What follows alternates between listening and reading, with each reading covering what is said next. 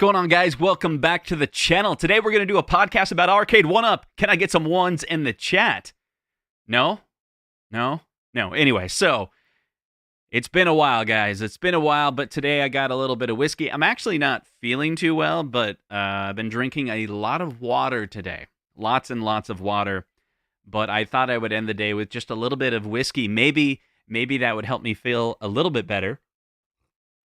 And I think I'm going to do okay, even though I have a cold. At this very moment, my voice feels very good, and I'm well rested, so I think I'm going to recover quickly. But it's been a while. I've been in this band with my brother. We do this 80s cover show.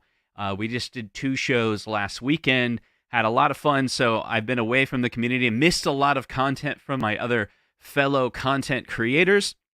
But also, I missed a couple topics. I was unavailable, and literally, I would be like at band practice, and we're going through all these songs, which are very difficult to play. We're all trying to play in perfect timing. We have a click track in our ears, and so that's kind of new for me. I've never been in a band where we have a click track. So there's a lot of parts. And then also, if you've been following when I talk about the 80s band, there's this blind guy that plays with us. His name is also Justin. He's fantastic, and he kind of carries all of the keyboards in the band.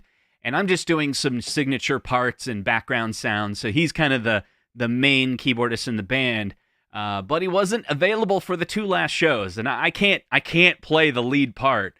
These are 80s synth songs that are just too difficult. And so the bass player, who's also a piano teacher, been playing for a really long time, he took over. But we had to kind of learn the songs again together because it had been a while since we played with each other, and then we kind of had to move around who's going to play what.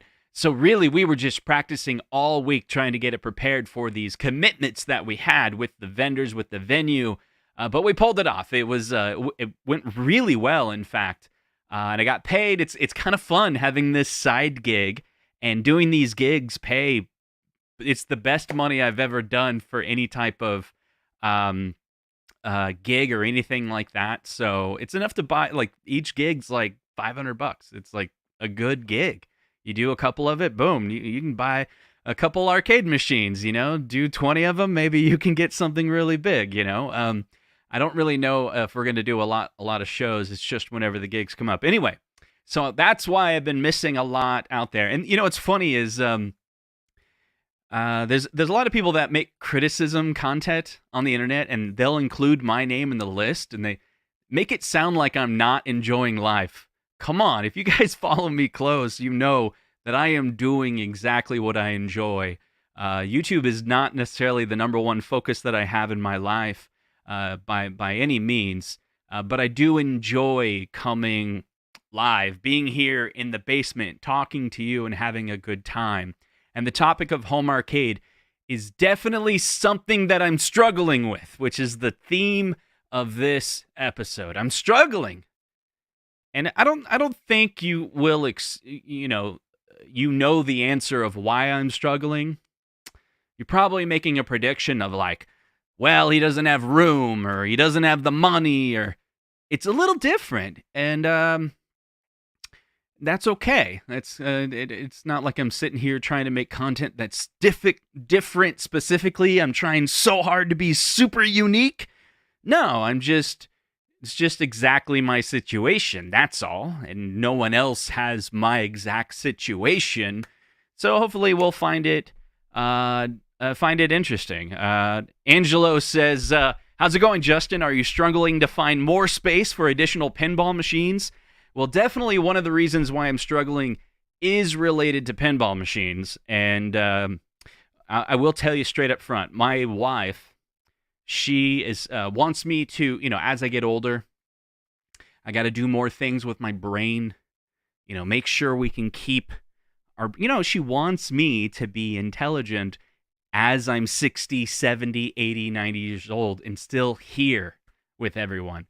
And I think the reason why is because in the last couple of weeks, also, something we've been struggling with is my father-in-law, is my wife's father. He has dementia. And he's like my best friend.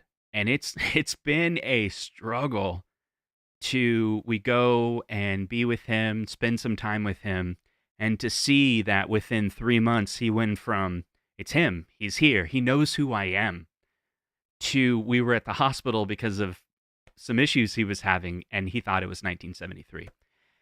It was crazy. We all are kind of somewhat laughing about it, and I think that's what families do, because it's sometimes comical that when you're talking to someone you love and they're kind of on this broken record telling the same story over and over again, like, yeah, like it's kind of humorous, but also it's really sad. But my point is that happened to her grandfather as well. It runs on their side of the family.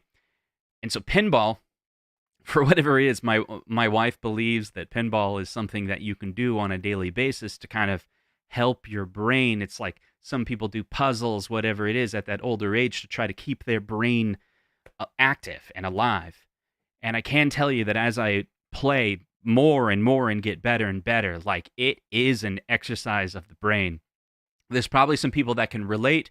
I think of Zohar comes to mind, where he is so good at Mortal Kombat. Like, he's like playing chess, but his reaction time has to be within milliseconds, right? Someone makes a move, misses a move, bam, bam, bam, And this is the first time that I felt like I'm getting good at something with pinball. I own 5 pinball machines now, and I'm not going to stop. I've talked to my wife. She's like, if you need more, and go for it, go for it. And so it's kind of turned into savings, is kind of, the money that I have that I'm saving for retirement are somewhat being invested into these machines, and I baby them and I take care of them. So the topic at hand, what's going on with Arcade1up, home arcade, full-size machines, and I'm struggling. And here's the thing. I don't really have an answer because I love all of it, but I can't own everything. Sure, space, sure, but there's more to it. There's more to it. It's not just about the space. It's not just about the money. It's about the value.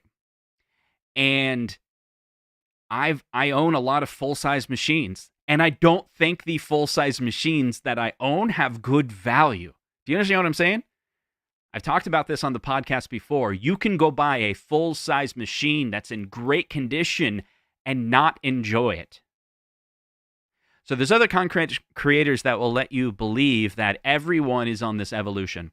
This evolution of, you're going to go into home arcade, and you're going to play with that, then you're going to mod it, and then you're going to buy big boy real machines.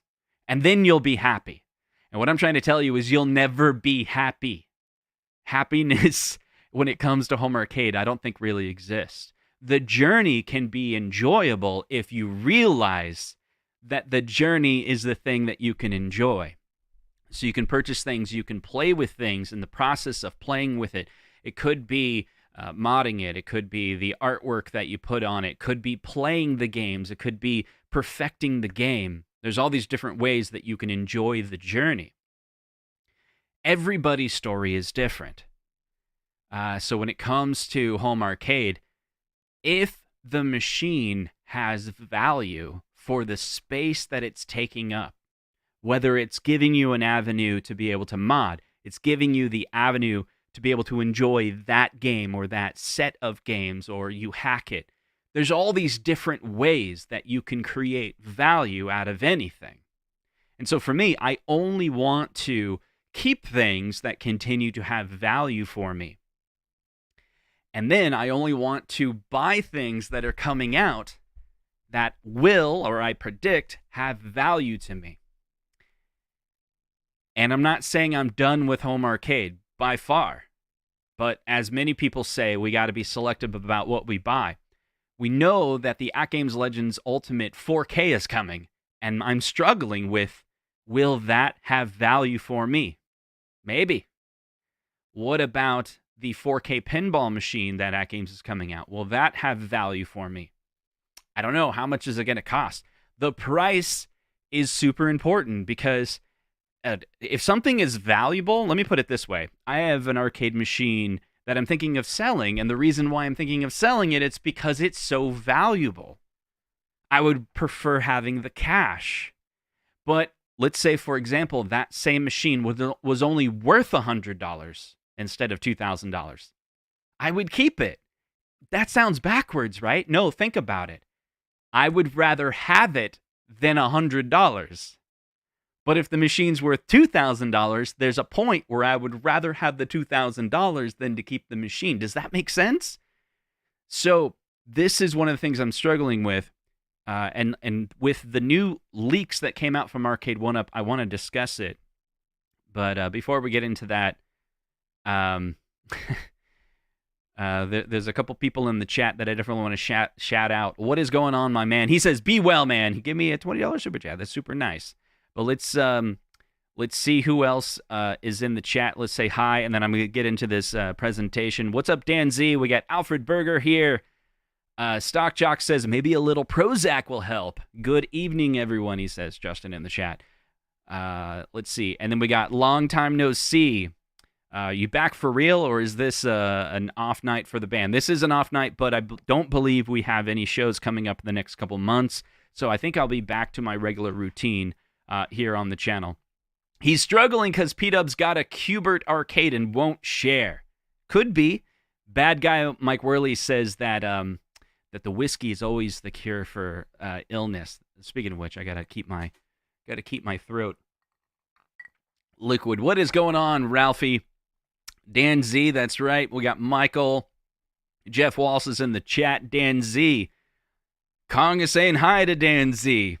Pitbull is here. What's up, Slappy?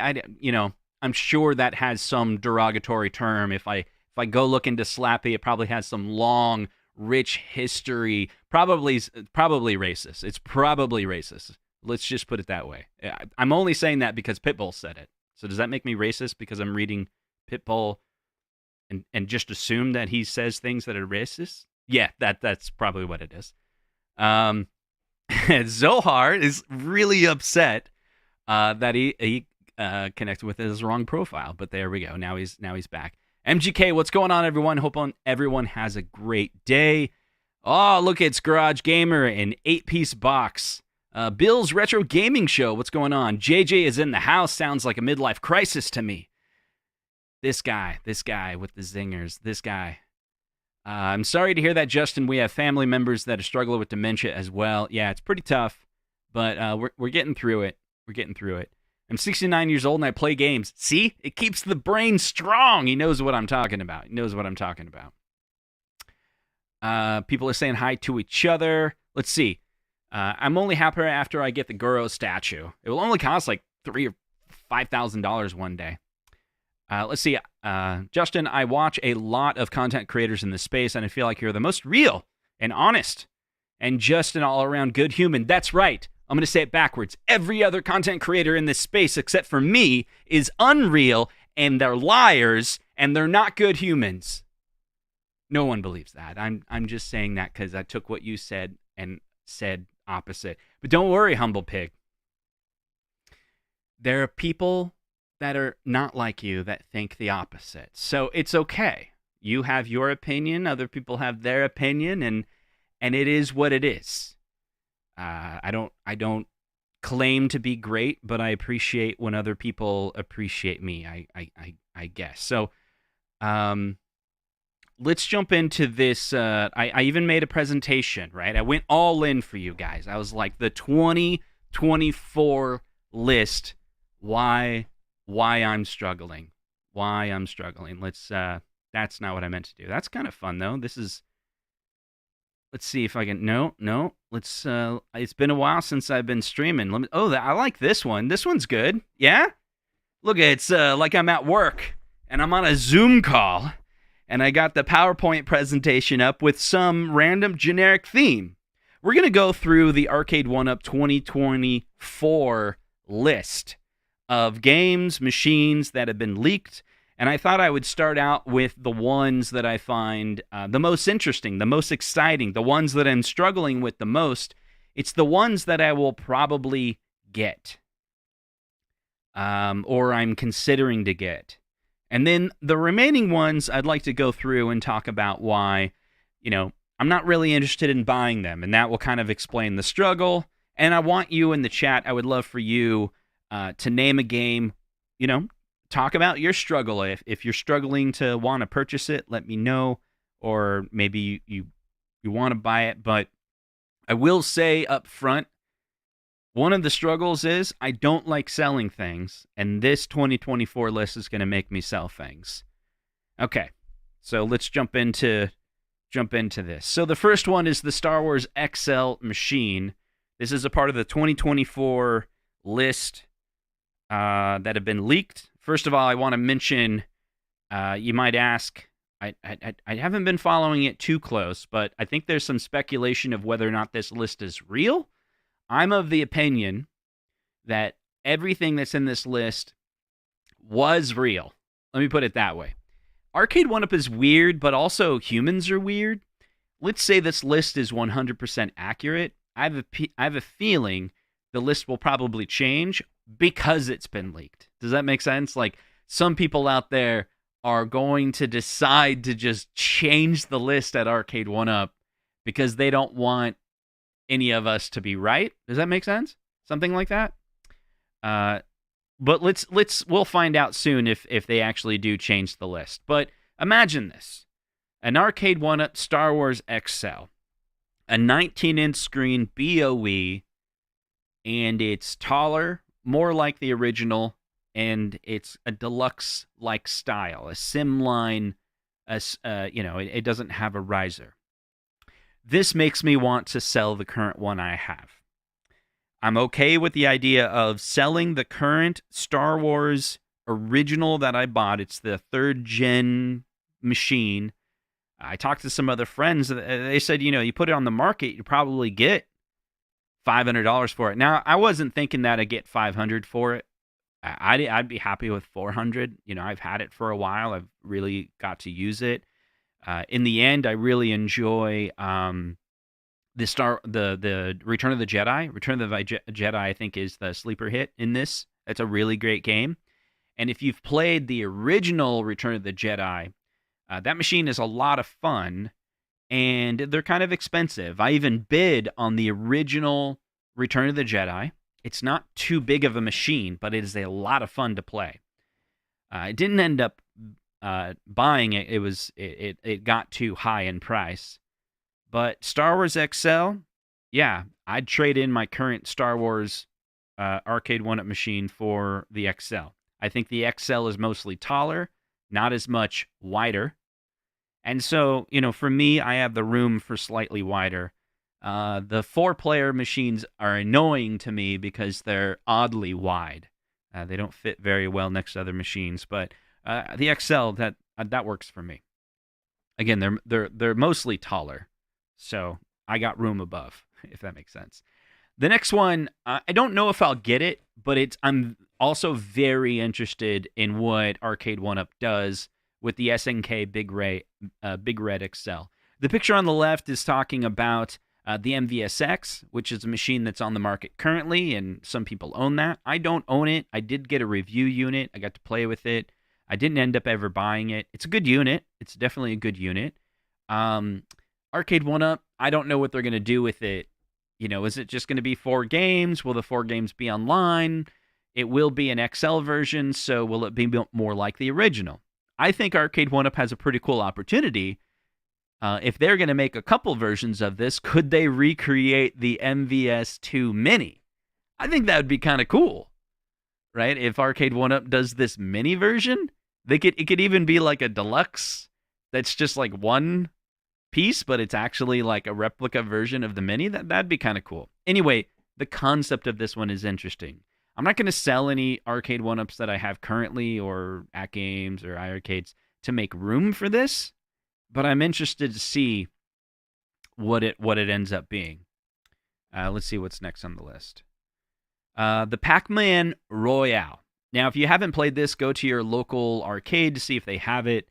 This unit they have at many of the arcades here in Iowa. In fact, Up Down, which I go to frequently, at least once a week about. If you haven't been following me closely, my daughter has dance class multiple times a week, and this season just started, and every Monday there's about a 2-hour period where I'll have to drop her off and then I could go back home, but then it's kind of wasted trip if I go all the way back home, because it's about 30 minutes away for her dance. So, but about 5 minutes away is this arcade. It's pretty nice arcade. It has a lot of pins and I don't know, probably 80 machines altogether. They have a Pac-Man Royale. Here's the struggle I have with this one. I don't ever play this at the arcade when I'm by myself.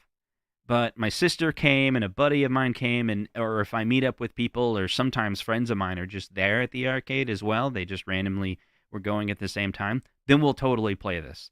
So this machine, if you have your home arcade in your basement and it's mostly you playing them, which is the case for me, every day it's me in this room, and on occasion my family comes in this room and plays with me, but that's rare. And even more rare, even since the pandemic, we don't have a lot of people come over. And we probably should change that. If we did, maybe the arcade would be got a little bit more room in it, with people is what I'm trying to say. So I'm interested in the Pac-Man Royale because I'm curious how they'll pull it off. And yeah, we'll see. I'm curious, are they going to put a 17-inch, or is it like, I would assume this would have a 24-inch monitor in it because the game itself is 16:9. So I think it's going to be a 24-inch screen, because unless they go with like a weird 17-inch that is 16:9, I don't know. Okay, the next on the list I'm somewhat interested in, and this is really when it gets into the value. So I own 2 full-size machines that allows me to play Robotron. And the question I'm struggling with is, if Arcade1up comes out with this machine, would I essentially upgrade? And I'm down with that. I'm totally fine with selling full-size arcade machines and replacing them with an Arcade1up. So the Robotron that I own, I think it's worth about $1,000. It's not even an original Robotron. It's a replica. It's not even, I shouldn't even call it a replica. It's a what's it called? It's the other word. I don't know why I'm like struggling to find the word, probably because I'm not feeling well. Replica, not refurbished. I don't know why. Like my brain, see, I got to play more pinball. My brain's not working. Anyway, so it's got a new LCD in it. It's got a nice Dell monitor in it, and the artwork is pretty nice. It's not, reproduction. Thanks, Big Greasy. I don't know why. It's like my brain wouldn't allow me to come up with that. Yeah, recreation, reproduction, knockoff. Yeah. So I got that one at Captain's Auctions. Captain's Auctions been selling all of these reproduction units, and this one I think locally I could resell it for about $1,000. And if Arcade1up comes up with a really good Smash TV Robotron, it probably won't be $1,000. And so, maybe I would buy the Arcade1up and then sell this one. But I have another one. It's a Multi-Williams. That one's worth about $1,500 to $2,000. But it's really nice. It's the vinyl artwork. It's got the sticks on it are just fantastic, and it's got a CRT in it. CRT is not perfect. It's got a little burn-in, but you can't see the burn-in when you're playing, so it doesn't need replaced. It just looks funny when you have it turned off. And anyway, so I'm interested in this one. I want to see how they pull it off, because I don't have a way to play Smash TV other than, like on my TV or on a multicade.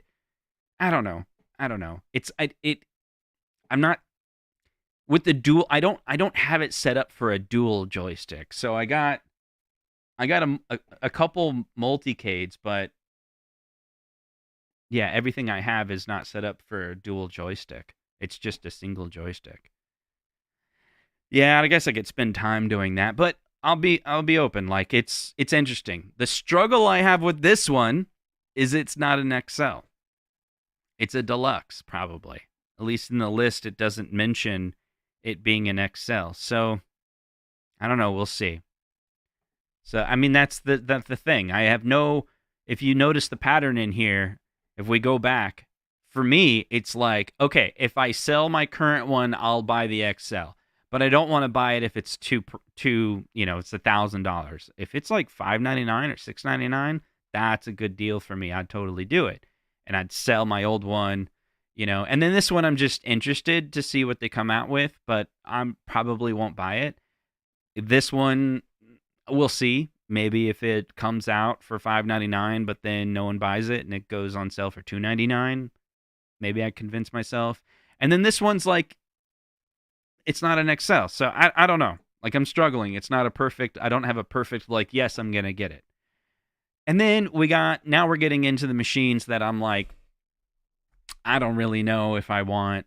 I'm happy for 19K Fox. 19K Fox really wants an Alien versus Predator. And in the list, it mentions Alien versus Predator is supposed to be a Big Blue V2.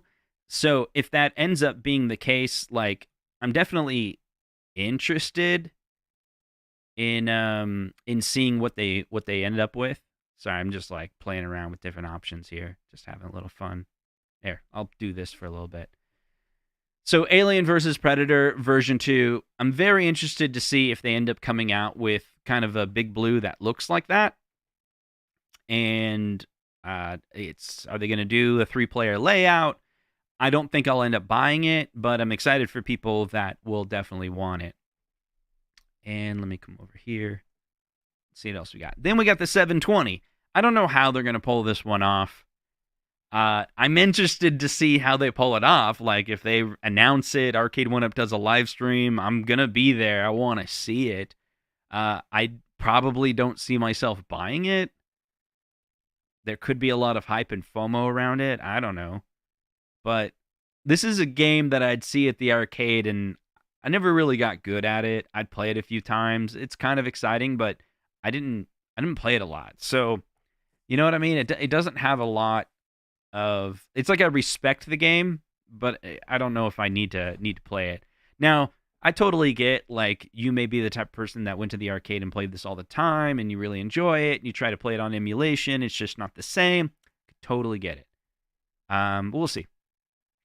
Then they got the Cowabunga collection. I didn't know what to put in this slide. So on the left, you got the Turtles, the original one.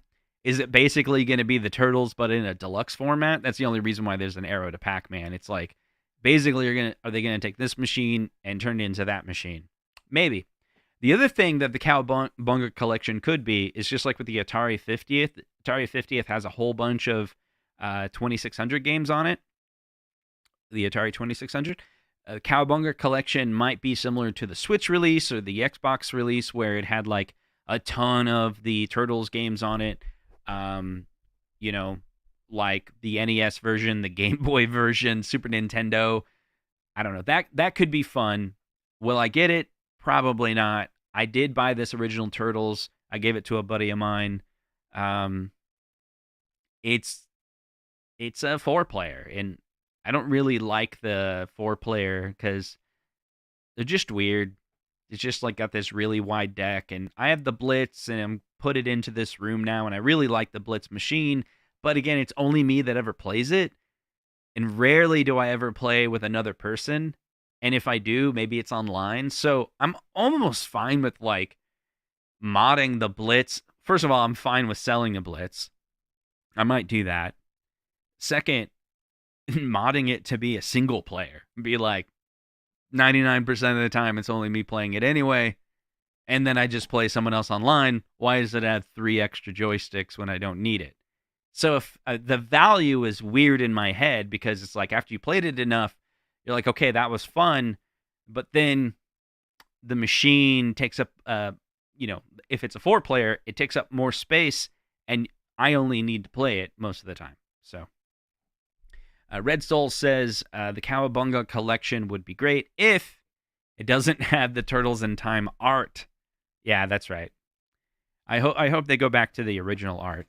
But I'm afraid that on the Cowabunga collection, they're going to do a new art. They'll do like a mashup art, and maybe that'd be fine if the art's good. But most of the time, the art on mashup, when they come up with their own, it's really hard to make an arcade machine have a mashup of titles and anyone like it. I usually don't. Track and field.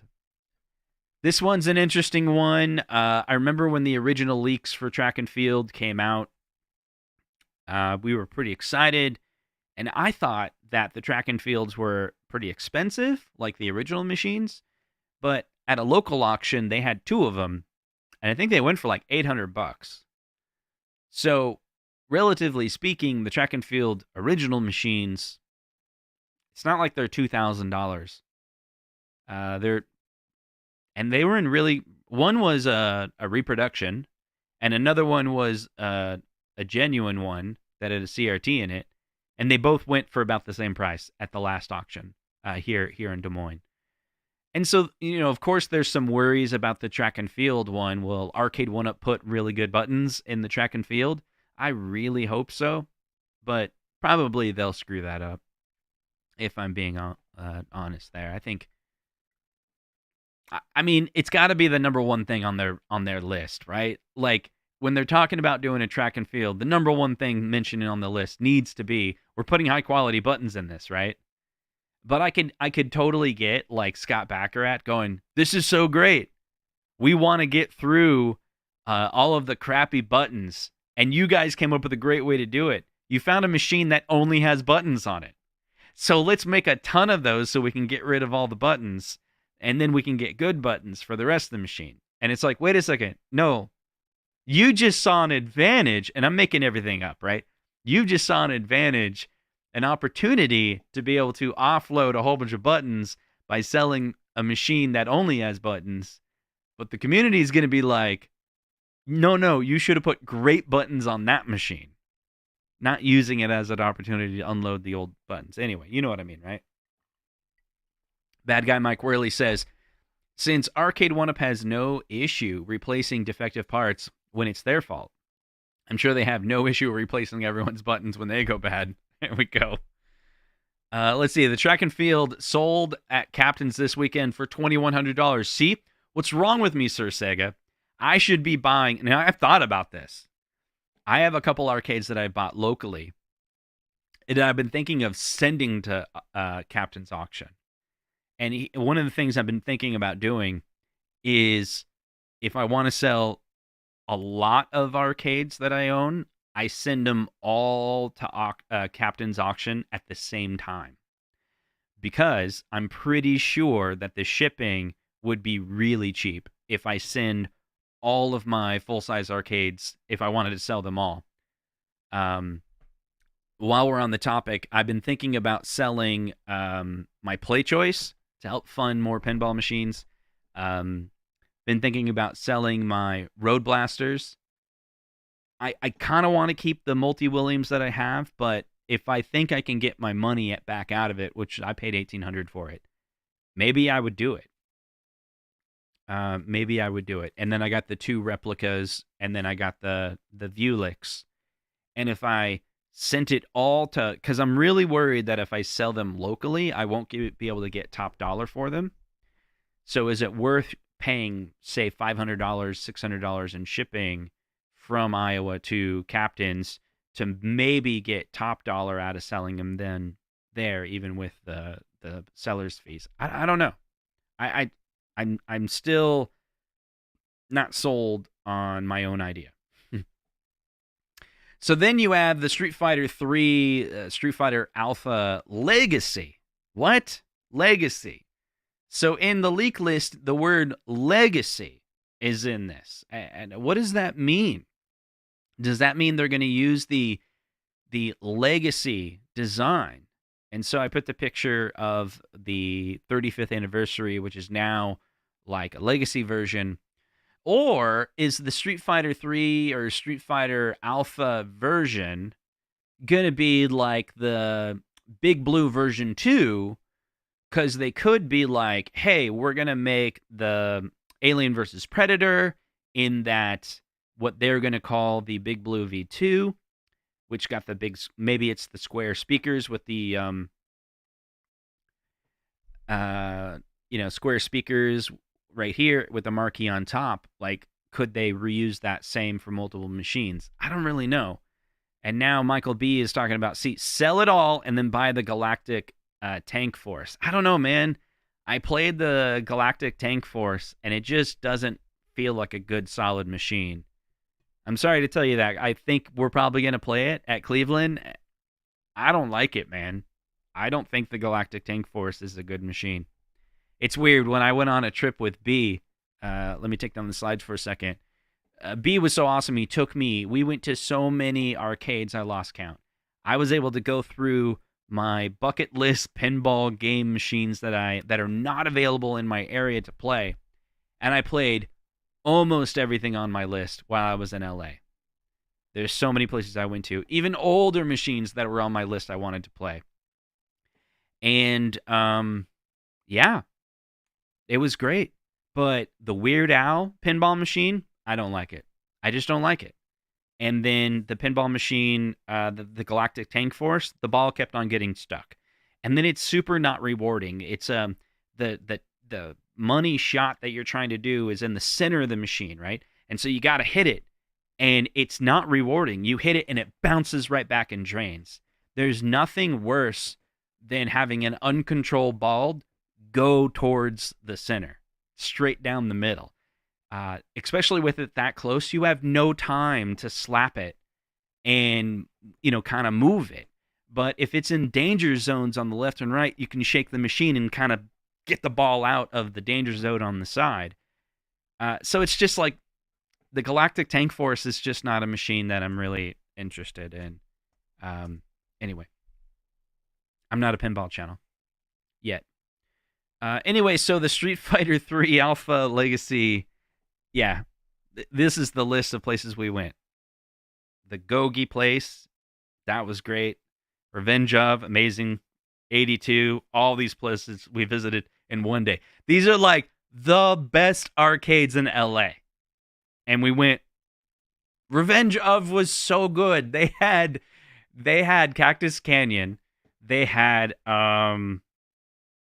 Medieval Madness, and they had Attack from Mars. All like premium limited edition versions.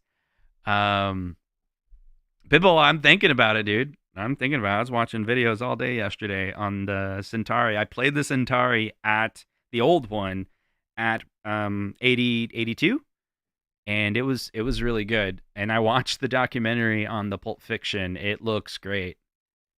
We can talk about that in a second. Let me get through this topic here.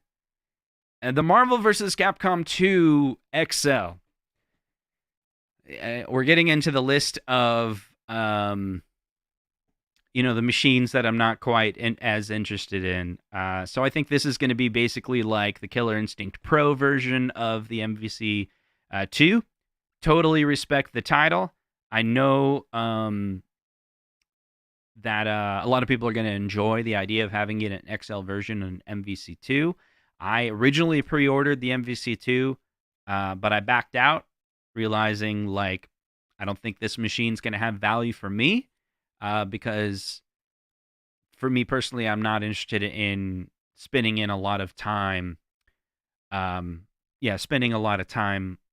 to get better at fighting games. Like it's just not where I want to spend my time. The Off-Road 3-player XL. Now this one's lower on my list because I don't think I'll buy it, but I'm definitely interested in seeing how they pull this one off. I hadn't played this game in a really long time, and they have one at my local arcade, and I even didn't play the Off-Road at my local arcade very much. And I really got into it a couple weeks ago, and then it took me back. It took a little bit to get that Ratatouille feeling, you know what I'm talking about? Have you ever had the Ratatouille feeling where it's like, I think it was like that with Final Fight when I first got the Arcade1up Final Fighter. I was watching, it was like, I don't even know this game, and all of a sudden, like, all the memories came back for it. So that happened with Off-Road. Like, we would talk about it even on the channel here. The Off-Road, yeah, it's a great game. I remember it. But when I played it, a couple months ago, and I didn't have the Ratatouille feeling. I played it over and over and over again, and all of a sudden, it was like it took getting to a certain level. I think it was a level where you have to go under the bridge and then dodge the mud. Do you know that? And all of a sudden, I'm remembering Off-Road. And and remembering where I played it, who I was with, the friends I had at the time. So I'm definitely interested in off-road 3-player XL, but I don't think I'll buy it. But I'm curious how they'll pull it off, curious what other games they put on it. I don't know, maybe it is a race car game? See, that's the thing. 19K Fox says, there's no way they're going to do the 3 steering wheels. But it's set in the leaked list, right? It says 3-player XL, right? Okay, Lethal Enforcers, I don't know. I don't know what other games they're going to pair it with. The game is really fun, but yeah, I don't know. Okay, so that's the list. We'll go through it really hyper quick. Top of my list is the Star Wars XL. Kind of interested in the Big Red. Pac-Man Royale, depending on how they pull it off. I'm curious about the screen size. Robotron, maybe I would buy this if I feel it has good value. Like if they make it where there's a new mode in the game or something like that, or you can play it online, it's multiplayer online, like some, because they were talking about doing some type of like Smash TV 99. Do you know what I mean? Where imagine it's like you're playing your own game, but you can see other people playing at the same time, and you're all competing against each other. Like, okay, that could pull me in. This is not my game, but I hope 19K Fox gets it. 720, I'm not really sure how they're going to pull it off, nor do I have much of attraction to that title. Cowabunga Collection could work if the artwork is good. If they do an XL, I think that would be even better. Maybe, I don't know. The control panel, the 4-player control panel, I'd have problems with, but the fact that they throw in all the Super Nintendo games and Nintendo and Game Boy, all that could add value. I could see that. Track and Field, not for me. This is not for me. Not for me. I'm interested, but see what other games they throw on it. This game is fun to play in an arcade. I definitely have a lot of good memories playing it, and it's fun. It's a fun game, but I don't see myself buying it. Yeah. So, yeah, that's the 2024 list that I'm struggling with. I think there'll be some purchases that I make in 2024. I think it's also interesting to see how the company is going to survive without John D. That's an exciting topic to see if he was really the glue that kept that company together, if it was his ideas. Him not being there anymore, will the company fare better or worse, or will we even be able to tell? Is it just because the titles that they have and the retailers and partners they have, just will people be frustrated? And then for me, what I'm struggling with is, and I could probably talk about this for another hour, but I was going to try to make this a short stream just because of my voice, and 19K Fox has a show right afterwards, but what I'm thinking of is selling a lot of the things that I own to really fund more pinball machines. It really is something that I've really enjoyed. I mean, it's the only thing that I play multiple times a day, and it's only accelerating more as my joy for it gets higher and higher. Yesterday, I was feeling really good, and I had free time, and I went to an arcade that I normally don't go to so that I could play James Bond, which I'm falling in love with as well because they made updates to it, and I'm getting better at that game. But with pinball, it's like there's something about it. I don't know if it's addicting but I feel like I can get better at these games, and whenever I invest time into it, it has a lot of value, and then that transfers into other games that I'm also getting better at. And so I have 5 machines now. I like the idea of having 7, then I'd have 1 for every day of the week, and I literally would be like, this is my Monday game, this is my Tuesday game, Wednesday game, or like, no, I'll just play for an hour, just keep going between them. I don't know. I've been doing a thing where I go on to Foo Fighters, and I play that a lot, and then I've learned that game helps me learn how to play, and then I move over to Godzilla, and then play that a lot. And then with the arcades that I have, and the Arcade1ups that I have, I play them too, but they're not a daily game. Do you know what I mean? It's more like weekly or every couple weeks. And so it's also like that with the consoles that I have. So I have a number of valuable consoles that I'm thinking of selling. So I recently looked, the Poly Mega that I bought years ago. That's old money, right? This is money that it's like 3 years old money. I paid about $400 for the Poly Mega because I got it real early when the price was cheap, and I sat on it for like 2 years before they delivered it. It's going on eBay for like $2,500 now. And so I do this often. I bought the Analog NT, enjoyed that for a while, and I bought it for like $500, and then I put it on eBay. And I never be like, okay, it's going for $2,000, so I want $2,000 for it. It's almost like scalping in my opinion when you do that. But I don't know, maybe this is still scalping. You tell me what you think, but I'll put it on eBay for about the price that I paid for it. Starting bid. And if it goes for $2,000, that's the market, right? But if it sells for just about the price that I paid for it, it is what it is, you know? And so I got an Analog NT Noir that's worth more than what I paid for it. The Analog Pocket is worth more than I paid for it. Poly Mega. I got over 20 Nintendo consoles, hundreds of NES cartridges,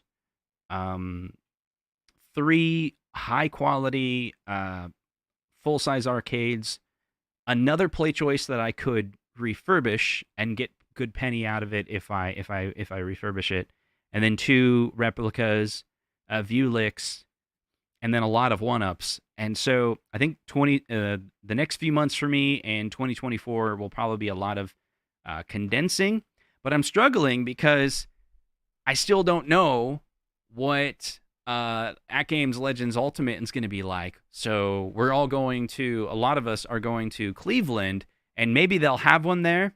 And so that could be competing with, you know, the multi-cade machine that's going to condense and replace a lot of the arcade machines that I have. And then I just have a lot of real pinball machines.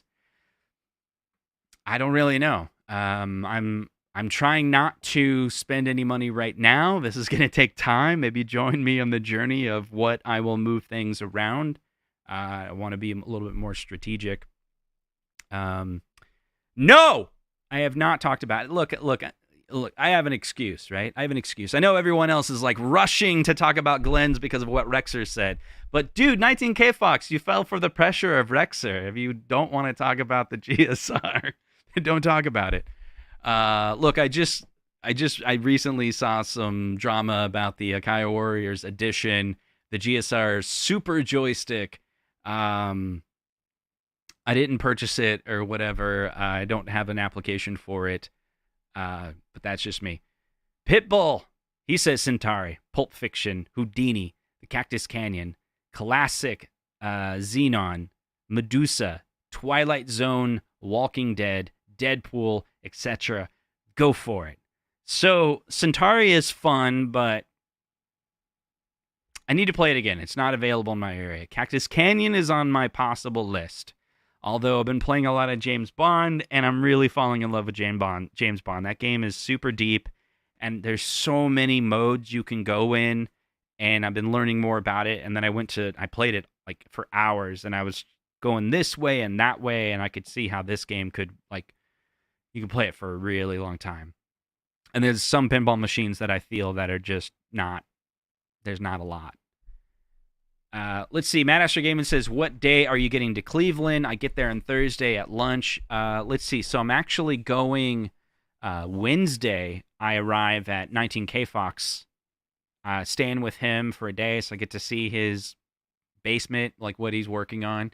And then Thursday, I think we're going up. We got an Airbnb. So I think I'll be with Fox and Mason, I think is the plan. So Mason Conrad, he's staying with us as well. So that's pretty exciting. Thanks, Bob, for coming to hang out. I really appreciate it. And let me guys set you up. So if I'm going to end the stream soon, so I'd really appreciate it if you made a comment down below. Give me your thoughts. What are the machines that you're most interested in that we listed in the 2024? Do you also have a struggle with some of these machines, I'd love to hear your thoughts. Maybe it's different from mine, and that's fine too. Maybe you have no struggles and you know exactly what you want to buy, what you want to get out of these machines. And I'm trying to set up some stuff right now. Yeah, Mason's pretty cool. Yeah, see, his Venom is no good. Yeah, I hear you, man. I'm struggling with Venom. I think it was really fun to play it, but I don't think I'd want to own it.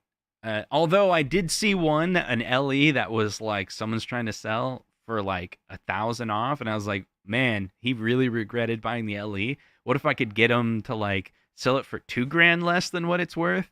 And the LEs are interesting because if you go look at like a Stranger Things LE, Stranger Thing LE were like whatever $11,000 or 12, $10,000 when they came out. They're like $17,000 now. So my point is like sometimes you can buy a machine, whatever it is, and their price will go up. That's what I'm saying. Like some of the console machines that I bought them, I played with them, played a lot of games with them, and then I could sell them later and they have more value on the market. So not only do sometimes I get my money back, maybe I even make a little money on it. And that's cool for the hobby. It's not like I'm out to try to make a ton of profit, but that just goes back into funding more projects. And so, and I'm really interested in the Arcade1up XLs because I think the XLs will really hold their value because if you can get an XL like the Pac-Man XL for $599, and it's a pretty good value because it's competing there with a full-size machine, and a full-size Pac-Man machine in my area, even in not good shape, goes for $1,000. I'm sure what's his name? Pitbull here in the chat is got a Pac-Man for $50 from his buddy. He can get that, but you can't, and I can't. I've been trying.